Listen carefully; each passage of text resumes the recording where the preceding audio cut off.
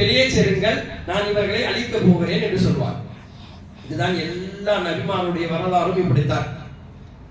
லூத் அலைஹிஸ்ஸலாமுக்கு அப்படிதான் சொன்னான், நூஹ் அலைஹிஸ்ஸலாமுக்கு அப்படிதான் சொன்னான். அப்ப அந்த மக்கள் ஏற்கவில்லை. நபிக்கு அல்லாஹ் தஆலா இந்த மக்கள் அழிய போகிறார்கள், எனவே நீங்கள் இந்த இடத்தை காலி செய்யுங்கள் என்று லூத் அலைஹிஸ்ஸலாமை அனுப்பிவிட்டு ஈமான் கொண்டவர்களுடன் அதற்கு பிறகு அந்த மக்களையே எப்படி தோசையில கல்ல திருப்பி போடுவோமோ அது மாதிரி அந்த மக்களை அல்லாஹ் அப்படியே திருப்பி அடித்து விட்டான். ஒரேடியாக அவர்களை மழை செய்து விட்டார். இது லூத் அலைஹிஸ்ஸலாம். நூஹ் அலைஹிஸ்ஸலாமும் நமக்கு தெரியும். நூஹ் அலைஹிஸ்ஸலாமை நாளைக்கு அவர்களை பற்றி பேசவும் போகிறோம். நூஹ் அலைஹிஸ்ஸலாமை அல்லாஹ் கப்பலிலே ஏற்றுவான். அவருடன் ஈமான் கொண்ட மக்கள் எல்லாம் கப்பலில் ஏறி போவார்கள். அப்போ சொற்பமானவர்கள் சென்று விடுவார்கள். மீதம் இருக்கக்கூடிய இந்த மக்களை அல்லாஹ் தஆலா அழிப்பான். என்ன வித்தியாசம் என்றால், அல்லாஹ் சொல்வதற்கு முன்னால் அந்த நபி அந்த ஊரை விட்டு போகக்கூடாது. எல்லா நபிமாருடைய வழக்கமும் அதுதான். ஒரு ஊரை அழிப்பதற்கு முன்னால் அல்லாஹ் அந்த ஊருடைய அதாபை தயார்படுத்தி விடுவான். அதே போல அடுத்த கட்டமாக அல்லாஹ் இதையும் சொல்வான், இந்த நகரத்தை நான் அழிக்க போகிறேன், எனவே நபியே தற்போது நீங்கள் ஊரை விட்டு வெளியே போகலாம். இதுதான் நடைமுறை. யூனுஸ் அலைஹிஸ்ஸலாமுடைய சம்பவம் மட்டும் கொஞ்சம் வித்தியாசப்படுகிறது. யூனுஸ் அலைஹிஸ்ஸலாம் இதே போலதான் மக்களை அல்லாஹ்வின் அழைத்தார்கள். எவ்வளவு சொல்லியும் அவர்கள் ஈமானுக்குள் வரவில்லை. கடைசி கட்டமாக அல்லாஹ்வுடைய அஸாப் வரும் என்று எச்சரித்தார்கள். அதையும் நாங்கள் பார்க்கிறோம் என்ற ரீதிக்கு அந்த மக்கள் உள்ளாக்கப்பட்டார்கள். குறிப்பிட்ட ஒரு நேரத்தையும் காலத்தையும் குறித்து விட்டார்கள். குறித்துவிட்டு இந்த நேரத்தில் நீங்கள் அஸாபை எதிர்பாருங்கள் என்று சொல்லியும் விட்டார்கள். ஆனால் இது எல்லாம் நடந்தது உண்மை. அதற்கு முன்னால் இதையெல்லாம் பார்த்து கொண்டிருந்த அல்லாஹ் கடைசி கட்டம் வரையும் அல்லாஹ் அந்த நபிக்கு இந்த ஊரை விட்டு நீங்கள் செல்லுங்கள் என்ற உத்தரவை பிறப்பிக்கவே இல்லை. ஆனால் யூனுஸ் அலைஹிஸ்ஸலாமே என்ன செய்தார்கள் என்றால், அல்லாஹ்வுடைய அஸாப் வரப்போகிறது, எனவே நாமும் இங்கிருந்தால் அந்த அஸாபுக்குள்ளே சிக்கி விடுவோம் என்று சொல்லி அவர்களே அந்த ஊரை விட்டு வெளியேறி போனார்கள். இது ஒரு பக்கம் நடந்தது. வெளியேறி ஒரு கப்பலில் ஏறி ஊரை விட்டு தூரமாக கடல் பிரயாணம் செய்து கொண்டு போயிட்டு கொண்டிருக்கார்கள். இந்த பக்கம் அந்த மக்களுக்கு அஸாப் வர வேண்டும், அந்த பக்கம் அந்த நபி பாதுகாப்பாக அல்லாஹ்வுடைய கப்பலில் ஏறி வேறு ஊருக்கு போய் செல்ல வேண்டும். இதுதான் நடக்க வேண்டும் என்று நாம் நினைத்திருப்போம். ஆனால் அல்லாஹ்வுடைய நாட்டம் எப்பொழுதுமே ஒரு விஷயத்தை ஒரே மாதிரியாக பிடித்துக் கொண்டு அல்லாஹ் போக மாட்டார். சிறிய தவறு ஏற்படுத்தாலும் கூட நபிமார்களுடைய பார்வையில் அதெல்லாம் பெரிய தவறு. எனவே அல்லாஹ் நபிமார்களை அப்போது தவறு ஏற்படும் பொழுது அப்போது நபிமார்களுக்கு அதை கண்டிப்பான் சரிப்படுத்துவார். இது அல்லாஹ்வுடைய வேலை. அதே போல்தான் இந்த தவறை அல்லாஹ் சரிப்படுத்த நாடினான். சரிப்படுத்த நாடியதனால் தான் அல்லாஹ் தஆலா அந்த மக்கள் யூனுஸ் அலைஹிஸ்ஸலாம் சொன்னதை போல அவர்களுக்கு வந்த வேதனை கண்ணால் கண்டார்கள். அப்போ அவர்களுக்கு யூனுஸ் அலைஹிஸ்ஸலாம் சொன்னதெல்லாம் ஞாபகத்துக்கு வந்தது. அந்த நபி சொன்ன மாதிரி எல்லா விதமான வேதனையும் வருவதற்கு தயாராக இருக்கிறது. இன்னும் நாம் தௌபா செய்து மீளாமல் நாம் எப்படியோ அப்படி இருந்தோம் என்று சொன்னால் கண்டிப்பாக அழிந்து போய் அனைவரும் நாசமாகி விடுவோம் என்ற நிலைக்கு வந்து அந்த மக்கள் ஈமானுக்குள் வந்தார்கள், தௌபா செய்தார்கள். எப்படி தௌபா செய்தார்கள் என்பதை உட்பட பதிவு செய்யப்பட்டிருக்கிறது. அவருடைய குழந்தைகள், பச்சிளம் குழந்தைகள், வீட்டில் இருக்கக்கூடிய பெரியவர்கள், எந்த அளவுக்கு என்றால் விலங்குகள் உட்பட எல்லோரும் மைதானத்தில் வந்து தௌபா செய்து அல்லாஹ்விடத்தில் கூக்குரலிட்டு அழுக முற்பட்டு வந்தார்கள். விலங்குகளை எல்லாம் அடித்து அழுவ செய்தார்கள். எல்லாம் அழுது அல்லாஹ்விடத்திலே கதறும் பொழுது அல்லாஹ் அந்த பாவத்தை மன்னிப்பதற்குண்டான நிலைகள் வரும். எனவேதான் மலை தொழுகை போன்ற தொழுகைகள் எல்லாம் நம்ம என்ன செய்வோம்னா, வெறுமனையா போய் நின்று எல்லாரும் தொழுதுட்டு வந்துட மாட்டோம். எல்லாத்தையும் அழைத்து போக வேண்டும், குழந்தைகளை அழைத்து போக வேண்டும். நம்ம பாவம் செய்யறோம், நம்ம காரணமாக இல்லைனா கூட குழந்தைகள் காரணமாக கூட அல்லாஹ் மழையை கொண்டு வரலாம் என்பதற்காக இதையெல்லாம் செய்வோம். அதுபோலத்தான் அவர்களும் செய்தார்கள். அவர்கள் செய்ததை போல அல்லாஹ்வுக்கு அது அவருடைய தௌபாவை அல்லாஹ் ஏற்றுக்கொண்டார். அவர்களுக்கு வர இருந்த அந்த மிகப்பெரிய அஸாபை தடுத்து விட்டார். இங்கு வர இருந்த அஸாபு தடுக்கப்பட்டது. இன்னொரு பக்கம் அங்க யூனுஸ் அலைஹிஸ்ஸலாம் கப்பலில் போய் கொண்டிருக்கிறார்கள். அந்த கப்பல் பாதுகாப்பாக போய் சேர வேண்டும். ஆனால் அங்கு அல்லாஹ் சோதனை கொடுத்தார். கப்பலில் ஏறி போய் கொண்டே இருக்கும் பொழுதுதான் ஆளுமை சொல்லுகிறார், கொஞ்சம் கப்பல் தடுமாறுகிறது, அசைந்தாடுகிறது. கண்டிப்பாக இந்த கப்பலில் குறைந்தது யாராவது ஒருவராவது இறங்க வேண்டும், குதிக்க வேண்டும். அப்பதான் நம்ம போக வேண்டிய இடத்திற்கு எல்லோரும் நல்ல முறையில் போய் சேர வேண்டும். யார் குதிப்பதற்கு தயார் என்று கேட்கிறார். யார் குதிப்பா? யார் முன் வருவார்?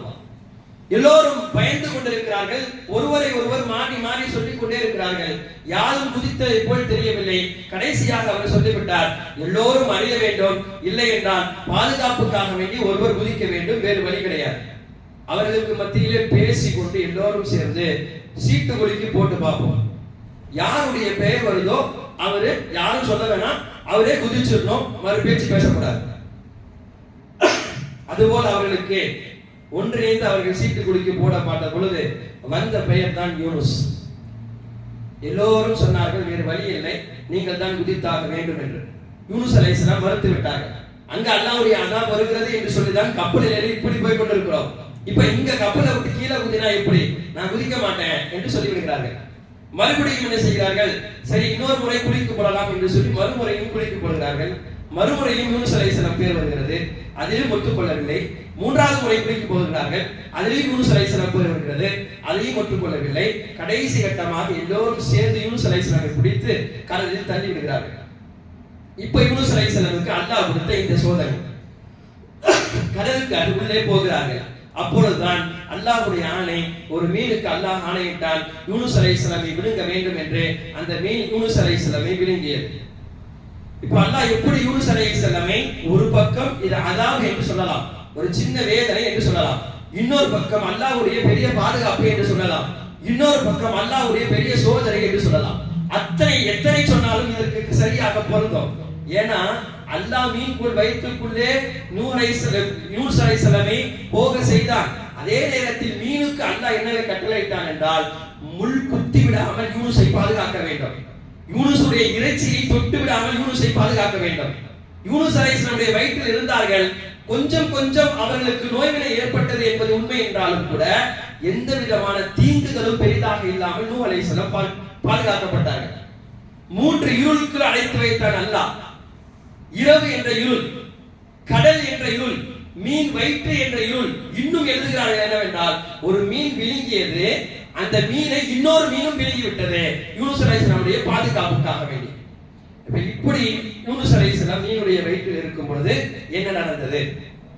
அங்கே போயும் அல்லாஹ்வை தஸ்பீஹ் செய்தார்கள். மலக்குமார்களுக்கு அந்த செய்தி போனது. மலக்குமார்கள் எல்லாருடைய தஸ்பீஹையும் செவியேற்பார்கள். அதுபோல கடல்தால் பிராணிகளுடைய தஸ்பீஹ் எல்லாம் மலக்குமார்களுக்கு தெரியும். அப்பொழுதுதான் ஒரு வித்தியாசமான மனிதனுடைய குரல் கடலுக்குள் இருந்து வெளியே வருகிறது. மலக்குமார்கள் கேட்டார்கள், அல்லாஹ், இந்த குரலை நாங்கள் கடலுக்குள்ளே கேட்டதல்ல, நாங்கள் பூமியிலே இந்த குரலை அதிகமாக கேட்டிருக்கிறோம். யார் இவர்? இவர் தான் யூனுஸ். இவர் செய்த சிறு பிழைக்காக வேண்டி இவரை கடலில் நான் பிடித்திருக்கிறேன். அப்ப மலக்குமார்கள் யூனுஸ் அலைஹிஸ்ஸலாமுக்காக அங்கு சிபாரிசு செய்கிறார்கள். என்னவென்றால், யா அல்லாஹ், இவர் பூமியில் வாழும் காலமெல்லாம் உனக்கு மாறு செய்யாமல் உன்னை நினைவு கொண்டே வாழ்ந்தார், எனவே இவரை விடுவிக்குமாறு நாங்கள் சிபாரிசு செய்கிறோம் என்று மலக்குமார்கள் சிபாரிசு செய்கிறார்கள்.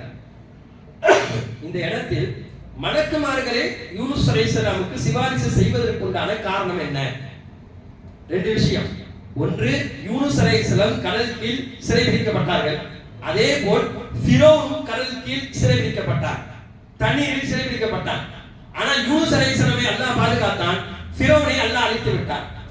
இருவருக்கும் மத்தியிலே இந்த வித்தியாசம் என்ன என்பதை நாம் தெரிந்து கொண்டால்தான் நமது வாழ்க்கை யூனுஸ் அலைஹிஸ்ஸலாமை போல வாழ்வதற்கும், ஃபிரௌன் என்ன சபதம் செய்தானோ அதை நாம் செய்யாமல் இருப்பதற்கும் உண்டான ஏதுவான காரியமாக இருக்கும். ஃபிரௌன் செய்த தவறு என்னவென்றால், அப்படி கடல் கீழ் அல்லாஹ் அவனை பிடிக்கப்பட்ட பொழுதும் கூட அவன் ஈமான் கொண்டான். ஆனால் அவருடைய ஈமான் எப்படி இருந்தது? அவன் சொன்ன வார்த்தை என்ன? அவன் சொன்னான், நான் பனீ இஸ்ரவேலுடைய ரப்பை கொண்டு ஈமான் கொண்டேன் என்று சொன்னான். இதன் முதல் கட்டமாக அல்லாஹ்வை கொண்டு ஈமான் கொண்டேன் என்று சொல்லாமல் பனீ இஸ்ரவேலுடைய ரப்பை கொண்டு ஈமான் கொண்டேன் என்று சொல்லி ஈமானுடைய விஷயத்தில் ஒரு தெளிவில்லாத ஒரு சந்தேகத்தை கொடுத்தான். இரண்டாவது, ஈமான் கொண்டதில் தெளிவாக அல்லாஹ்வை ஈமான் கொள்வதை போல அந்த காலத்தில் இருந்த நபியையும் ஈமான் கொள்ள வேண்டும். ஒருவர் அல்லாஹ் மட்டும் தான் ஈமான் கொண்டார். அந்த காலத்தில் இருந்து அவர்களுக்காக அனுப்பப்பட்ட அந்த நபியை ஈமான் கொள்ளவில்லை என்றால் அவருடைய ஈமான் பரிபூர்ணம் கிடையாது. லா இலாஹா இல்லல்லாஹ் என்பதுடன் ஈமான் முடியாது. முஹம்மது ரசூலுல்லாஹ் சேரும்போது தான் ஈமான் முடியும். அதே மாதிரி லா இலாஹா இல்லல்லாஹ் மூசா ரசூலுல்லாஹ் என்று சொன்னால் தான் ஃபிரௌனுக்கு ஈமான் பரிபூர்ணமாகும். ஆனால் மூசா அலைஹிஸ்ஸலாமை மறுத்தான், எனவே அவருடைய ஈமானை ஏற்றுக்கொள்ளவில்லை. மூன்றாவதாக நாம் இந்த 4 விஷயம், அவர் ஈமான் மறுக்கப்பட்டதுக்கு 4 விஷயம், இந்த 4 விஷயத்தையும் யூனுஸ் அலைஹிஸ்ஸலாமுடைய சம்பவத்திற்கும் நாம் ஒட்டி சேர்த்து பார்க்க இருக்கிறோம். மூன்றாவதாக அவன் ஈமான் கொண்டான், அவன் நபியுடைய ஈமானை ஏற்றுக்கொள்ளவில்லை. மூன்றாவது அவன் ஈமான் கொண்டது சந்தர்ப்பவாதியாகத்தான் அவனுடைய ஈமான் என்றது.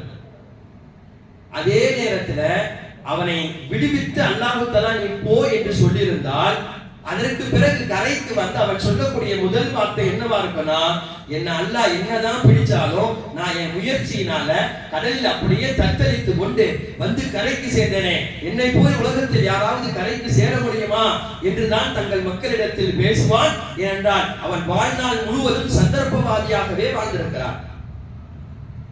நான்காவது அவனுடைய ஈமான் சொன்ன அந்த வார்த்தைக்குள்ளே எந்த கட்டத்திலும் அவன் பிழை பொறுக்க தேடவில்லை. எந்த பாவத்தை செய்தாலும் முதலில் அல்லாஹ் தஆலா என்ன கேட்கிறான், அந்த பாவத்தை ஒத்துக்கொள்ள வேண்டும். யாரா நான் தவறு செய்து விட்டேன், யாரா நான் அநியாயம் செய்து விட்டேன், யாரா நான் செய்தது தவறுதான் என்ற கட்டத்துக்கு வந்துதான் பாவ வீழ்ச்சிக்கு போக வேண்டும். இல்லை நான் எனது தவறையே ஒத்துக்கொள்ளாமல் இருக்கிறேன் என்றால் எவ்வளவு நன்மை செய்தாலும் தவறை ஒற்றுக்கொள்ளாதவரை அவரை அல்லாஹ் மன்னிக்கவே மாட்டான், அவர் யாராக இருந்தாலும் சரி. எனவேதான் நபிமார்கள் செய்யக்கூடிய தவறுகள் எதுவும் பெரிய தவறு கிடையாது, சிறு சிறு சருகுகள் தான். அதை சருகுகள் என்று சொல்வதற்கு கூட நமக்கு அருகதை கிடையாது. ஆனாலும் அந்த சருகுகளுக்காக வேண்டி அல்லாஹ்விடத்தில் மண்டியிட்டார்கள் நபிமார்கள். ஆனால் அதை இவன் தவற விட்டான் ஃபிரௌன். இந்த 4 காரியங்களும் ஃபிரௌன் செய்த மிகப்பெரிய தவறு. அதே போல் யூனுஸ் அலைஹிஸ்ஸலாமை அல்லாஹ் கடல் கீழ் பிடிக்கப்பட்டாலும் யூனுஸ் அலைஹிஸ்ஸலாம் என்ன செய்தார்கள், அழகாக ஒரு தஸ்பீஹை தங்களுடைய வாழ்க்கையிலும் எடுத்துக்கொண்டார்கள். முழு உம்மத்து யூனுஸ் தஸ்பீஹ் என்ற அளவுக்கு அந்த தஸ்பீஹ் உலக அளவிலே பிரபலமாக்கப்பட்டது. நபி ஸல்லல்லாஹு அலைஹி வஸல்லம் அவர்கள் இந்த தஸ்பீஹை குறித்து நீங்கள் என்ன கேட்டாலும் அல்லாஹ் கொடுக்க இருக்கிறான் என்ற அளவுக்கு அந்த தஸ்பீஹ் எல்லா நபிமார்களிடத்திலும் மிக வரவேற்பை பெற்றது. என்ன சொன்னார்கள், அல்லாஹ்வே குர்ஆனில் சொல்கிறான், லா இலாஹ இல்லா அன்த. இந்த தஸ்பீஹ்ல 3 விஷயத்தை யூனுஸ் அலைஹிஸ்ஸலாம் சொல்றாங்க. ஒன்று தௌஹீதை நிலைநாட்டினார்கள், இரண்டாவது தஸ்பீஹை கற்றுக் கொடுத்தார்கள், மூன்றாவது இஸ்திக்ஃபாரையும் சேர்த்தார்கள். ஒரே தஸ்பீஹ் தான், அந்த தஸ்பீஹ்ல 3 விஷயம் பொதிந்து இருக்கு. அல்லாஹ்வுடைய தௌஹீத் இருக்கிறது, அல்லாஹ்வே அந்த தஸ்பீஹை பரிசுத்தப்படுத்துறாங்க. அதே போல அந்த தஸ்பீஹை இஸ்திக்ஃபார் செய்றாங்க. இந்த 3ஐயும் சேர்த்து உண்டான ஒரு தஸ்பீஹை அல்லாஹ்விடம் கேட்கிறார்கள். லா இலாஹ இல்லா அன்த, யா அல்லாஹ் வணக்கத்திற்குரியவன் நீ மட்டும் தான், உன்னை தவிர வேறு யாரும் கிடையாது. அல்லாஹ்வை ஏற்றுக்கொண்டு தௌஹீதாக அல்லாஹ்விடத்தில் யூனுஸ் அலைஹிஸ்ஸலாம் பேசிய வார்த்தை லா இலாஹ இல்லா அன்த, இது தௌஹீத். சுப்ஹானக, யா அல்லாஹ் நான் உன்னை பரிசுத்தப்படுத்துகிறேன், இது தஸ்பீஹ். இன்னி குன்து மினல் வாலிமீன், நிச்சயமாக நான் அநியாயக்காரனாகத்தான் இருக்கிறேன், இது இஸ்திக்ஃபார். அல்லாஹ்விட்ட பிழை பொறுக்க தேடுதல். இந்த 3ஐயும் சேர்த்து ஒரு அழகான தஸ்பீஹ். ஒரு கட்டத்துல இப்படி நம்ம யோசிச்சு பார்க்கலாமே, என்ன யூனுஸ் அலைஹிஸ்ஸலாம் இவ்வளவு தஸ்பீஹ் செய்யறதுக்கு என்ன பெரிய பாவமா செஞ்சுட்டாங்க, இன்னி குன்து மினல் வாலிமீன், நான் அநியாயக்காரன் என்ற அளவுக்கு யூனுஸ் அலைஹிஸ்ஸலாம் ஏன் சொல்லணும், அப்படியா பெரிய பாவம் செஞ்சுட்டாங்க என்றால் அவ்வளவு பெரிய பாவமும் செய்யவில்லை. ஆனால் அல்லாஹ், நான் ஆரம்பத்தில் சொன்னது அதுதான், அல்லாஹ்வுடைய பார்வையிலே நபிமார்கள் செய்யக்கூடிய சிறு பாவங்களும் கூட அது பெரிய பாவங்களை போல ஆகிறது. யூனுஸ் அலைஹிஸ்ஸலாமை இப்படியே நம்ம சொல்லலாமே, என்ன நபி, பொதுவாக நீங்களே சொன்னீங்க எல்லா நபியுடைய நிலையும் என்னன்னு சொன்னா அந்த மக்களை அழித்து விடுவான் அல்லாஹ் என்பதற்காக இந்த நபியை அல்லாஹ் எப்படியும் வெளியே தான் போக சொல்லுவான், வெளியூருக்கு தான் போக சொல்லுவான், இங்க இருக்க வைக்க மாட்டான். அதே மாதிரிதான் யூனுஸ் அலைஹிஸ்ஸலாமுக்கு அல்லாஹ் சொல்ல போறான். ஆனா யூனுஸ் அலைஹிஸ்ஸலாம் என்ன பண்ணாங்க, அல்லாஹ்வுடைய உத்தரவுக்கு வருவதற்கு முன்னால கொஞ்சம் புறப்பட்டாங்க, இதுல என்ன பெரிய தப்பு இருக்கு என்று நாம் நினைக்கலாம். ஆனால் அல்லாஹ் எதை விரும்புகிறார் என்றால் அல்லாஹ்வுடைய சொல்லுக்கு அடுத்துதான் நம்முடைய செயல்பாடுகள் இருக்கும். எதையுமே அல்லாஹ்விடத்தில் நாம் முந்தி கொண்டும் செய்ய முடியாது, எதையுமே பிந்தி கொண்டும் செய்ய முடியாது. அப்ப அல்லாஹ் என்ன கேட்கிறான், நான் என்ன சொல்லுகிறேனோ அதை மட்டும் செய்யணும். மக்ரிபுடைய தொழுகை 3 ரக்காயத் தான். யாராச்சும் வந்து அதிகமா தொழுதா நன்மைதான், நான் ஒரு 4 ரக்காயத் தான் தொழுகிறேன் என்றால் ஏற்றுக்கொள்ளப்படாதே. இல்லை, அவருடைய தொழுகை 4 ரக்காயத் தான், 4 ரக்காயத்தை நான் தொழுகிறோம், நான் சுருக்கி ஒரு 2 ரக்காயத் தான் தொழுகிறேன், ஏற்றுக்கொள்ளப்படாது. அல்லாஹ் கேட்பது என்னவென்றால் அவன் சொல்லுக்கு இணங்க எல்லோரும் அடிபணிய வேண்டும், அவன் சொல்லுக்கு அடுத்து உண்டான வார்த்தையை அல்லாஹ் விரும்புகிறான். இப்போ யூனுஸ் அலைஹிஸ்ஸலாமுக்கு அல்லாஹ் தஆலா இந்த தஸ்பீஹின் காரணமாக யூனுஸ் அலைஹிஸ்ஸலாமுக்கு அல்லாஹ் பாதுகாப்பை கொடுக்கிறார். எந்த அளவுக்கு இந்த தஸ்பீஹ் அல்லாஹ்விடத்திலே உயர்கிறது என்று சொன்னால் குர்ஆனில் அல்லாஹ் சொன்னான், ஃபலௌலா அன்னஹு கான மினல் முஸப்பிஹீன், யூனுஸ் அலைஹிஸ்ஸலாம் மட்டும் இந்த தஸ்பீஹை செய்யாமல் இருந்திருந்தால் லபிஸ ஃபீ பத்னிஹி இலா யௌமி யுபஅதூன், கியாமத் நாள் வரையிலும் அந்த மீனுடைய வயிற்றிலேயே நாம் யூனுஸை சிறை பிடித்திருப்போம், வெளியே வந்திருக்க முடியாது. அப்ப எவ்வளவு மகத்துவமான தஸ்பீஹை யூனுஸ் அலைஹிஸ்ஸலாம் செய்திருந்தால் அல்லாஹ்விடத்திலே பாதுகாப்பை வாங்கி யூனுஸ் அலைஹிஸ்ஸலாம் வாங்கி கொடுத்திருப்பான், அல்லாஹ் கொடுத்திருப்பான். இப்னு அப்பாஸ் ரலியல்லாஹு அன்ஹு அவர்கள் சொல்கிறார்கள், இதெல்லாம் முடிந்ததற்கு பிறகுதான் யூனுஸ் அலைஹிஸ்ஸலாமை அல்லாஹ் தஆலா மீன் வயிற்றிலிருந்து ஒரு கரைக்கு வந்து கக்க வைக்கிறான். அவர்கள் அன்று பிறந்த பாலகனை போல வருகிறார்கள், ரொம்ப மெலிந்த உடலில் வருகிறார்கள். அந்த மீனுடைய வயிற்றில் இருந்த அந்த 40 நாளுடைய அசராத்தும் அதனுடைய தாற்பயம் அந்த அளவுக்கு இருந்தது. அந்த இடத்தில் அல்லாஹ் ஒரு சுரைக்காய் செடியை வளர வைத்தான். அதனுடைய நிழலிலே யூனுஸ் அலைஹிஸ்ஸலாமுக்கு பாதுகாப்பையும் கொடுத்தான். யூனுஸ் அலைஹிஸ்ஸலாம் அங்கே வளர்ந்து வருகிறார்கள். அதற்கு பிறகுதான் அந்த மக்களிடம் சென்று யூனுஸ் அலைஹிஸ்ஸலாம் ஒரு கிட்டத்தட்ட 1 லட்சம் அந்த மக்கள் அன்றைய காலத்தில் இருந்தார்கள். திரும்பி போய் அந்த மக்களிடம் தாவா பணியை யூனுஸ் அலைஹிஸ்ஸலாம் கையில் எடுத்தார்கள். இதுதான் யூனுஸ் அலைஹிஸ்ஸலாமுடைய வரலாறு. சுருக்கமாக இருந்தாலும் கூட யூனுஸ் அலைஹிஸ்ஸலாம் மூலமாக அல்லாஹ் நமக்கு பெரும் பெரும் படிப்பினைகளை கொடுக்கிறார். எந்த அளவுக்கு இந்த தஸ்பீஹுக்கு மகிமை சொல்லப்படுகிறது என்றால், நபி ஸல்லல்லாஹு அலைஹி வஸல்லம் சொன்னார்கள், உங்களுக்கு அல்லாஹ்விடம் என்று ஏதேனும் பெற வேண்டும் என்று இருமாப்பு இருந்தது என்று சொன்னால் கண்டிப்பாக நான் அல்லாஹ்விடம் கேட்டு அதை அல்லாஹ்விடமிருந்து வாங்குவேன் என்ற நினைப்பில் நீங்கள் இருந்தால் நீங்கள் யூனுஸுடைய தஸ்பீஹை கையில் எடுத்து அல்லாஹ்விடம் கேளுங்கள். ரசூலுல்லாஹி சொல்றாங்க, யூனுஸ் அலைஹிஸ்ஸலாம் செய்த தஸ்பீஹிலிருந்து நீங்கள் என்ன கேட்டாலும் அல்லாஹ் கொடுப்பதற்கு தயாராக இருக்கிறார். ஆனால் அப்படி நாம் கேட்கிறோமா என்று பார்க்க வேண்டும். அல்லாஹ்விடம் எந்த அளவுக்கு நம்ம போய் அல்லாஹ்வோட இணைகிறோம். யூனுஸ் அலைஹிஸ்ஸலாமிலிருந்து இன்னொரு மிகப்பெரிய படிப்பனையும் அதுதான், யூனுஸ் அலைஹிஸ்ஸலாம் சந்தர்ப்பவாதியாக இருக்கவில்லை, ஃபிரௌன் சந்தர்ப்பவாதியாக இருந்தான். நம்முடைய வாழ்க்கையில எத்தனையோ நேரங்களில் பல பிரச்சனைகள் வரலாம். ஆனால் பிரச்சனைகள் வரும் பொழுது மட்டும் அல்லாஹ்வை நோக்கி வரக்கூடாது. எல்லா நேரங்களிலும் அல்லாஹ்வுடைய தொடர்புடன் இருந்தால்தான் அந்த மலக்கு சொன்ன அந்த வார்த்தை இருக்கிறது, இந்த குரல் எங்களுக்கு பழக்கப்பட்ட குரலாக இருக்கிறது. எனவே அல்லாஹ்வுக்கு முன்னால் எனது குரல் பழக்கப்பட்ட குரலாக இருக்க வேண்டும். நான் கேட்டுக்கொண்டே இருக்க வேண்டும். கேட்டுக்கொண்டே இருந்த நான் ஏதாவது ஒரு சிக்கலில் அகப்பட்ட வேண்டாம், அல்லாஹ் கேட்காமலே அதை கொடுப்பான், இல்லை கேட்ட உடனே கொடுப்பான். இல்ல நான் எப்போதாவது தான் வந்தேன், ஏதாச்சும் பிரச்சனை தான் வந்தேன்னு சொன்னா அல்லாஹ்வுடைய பார்வை வேறாக இருக்கும். அவன் நினைத்தால் கொடுப்பான், இல்லை என்றால் கொடுக்க மாட்டான். நம்முடைய வாழ்க்கையை அல்லாஹ்வுக்கு நம்மை விட அதிகமாக தெரியும். ஒரு குர்ஆன் ஆயத்தில் அல்லாஹ் அழகாக பேசுகிறார். என்ன வார்த்தை தெரியுமா? வஇதா மஸல் இன்சான துர்ருன், மனிதனுக்கு ஏதாவது தீங்கு வந்தால் தஆ ரப்பஹு முனீபன் இலைஹி, அவன் அல்லாஹ்விடத்திலே ரொம்ப கிஞ்சி பணிஞ்சு கேட்கிறான். நம்ம வீட்டுல யாராச்சும் உடம்பு முடியாம போயிடுறாங்க, ஐசியூல சேர்த்துட்டாங்க, அப்படியாச்சு இப்படியாச்சு, உடனே பள்ளிக்கு வராரு, தொழுகிறாரு, கெஞ்சிறார் அல்லாஹ்கிட்ட, அல்லாஹ் நீ குடி அல்லாஹ். உலகத்தில் அது மாதிரி அவர் இதுவரையும் வாழ்க்கையில கேட்டதே கிடையாது. அந்த மாதிரி அல்லாஹ்ட்ட முறையிடுறார். அல்லாஹ் இதை பார்க்கிறான், எல்லாத்தையும் பார்க்கிறான்.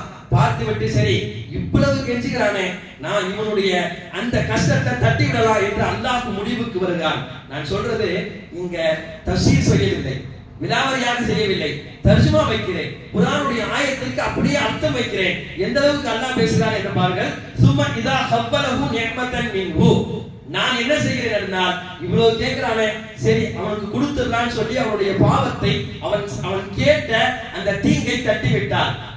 இல்ல வியாபாரத்துல நஷ்டம் வர மாதிரி இருக்குது, வந்து அழுகிறான், சரி நஷ்டமாக கூடாது நான் அவனுக்கு தட்டி விடுறேன். இந்த மாதிரி அவன் கேட்டதை ஏதாவது நான் தட்டி விட்டால் அல்லாஹ் அடுத்து பேசுகிறான். நமது வாழ்க்கையை படம் பிடித்ததை போல் அல்லாஹ் பேசுகிறான். நசிய, அவன் மறந்து விடுகிறான். மாகான ஏதோ இலைகி மின் கபுலோ, இதுவரை நம்மள்ட்ட அவன் துவா செய்யாதவனை போல மறந்துட்டான். எந்த அளவுக்கு அல்லாஹ் பேசுறான், இவ்வளவு துவா செஞ்சியே, இவ்வளவு துவா செஞ்சனால நான் கொடுத்ததுனால நீ என்ன செய்யற, என்கிட்ட துவாவே செய்யாத மாதிரி அதை மறந்து விட்டான் அடியான் என்று அல்லாஹ் பேசுகிறான். தமிழ்ல சொன்னா அழகா சொல்லலாம், பார்த்துட்டு பார்க்காத மாதிரியே போறியப்பா, நல்லா பார்த்துட்டு பாரு ஒரு இருக்கல, ஆனா பார்க்காத மாதிரியே போறியப்பான்னு சொல்லுவாங்க.